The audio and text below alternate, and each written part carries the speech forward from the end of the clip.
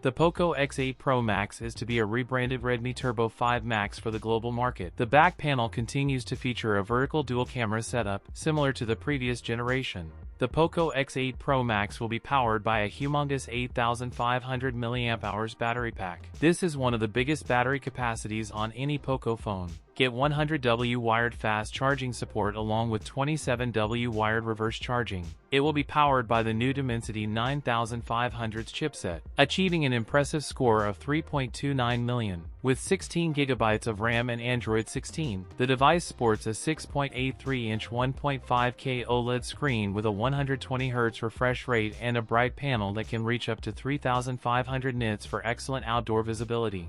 This affordable flagship packs a 50MP Light Fusion 600 main shooter. It is paired with an 8MP ultra-wide-angle lens. That's it for today's video. If you enjoyed it, don't forget to like, comment, and subscribe for more content. Thanks for watching, and I'll see you in the next one.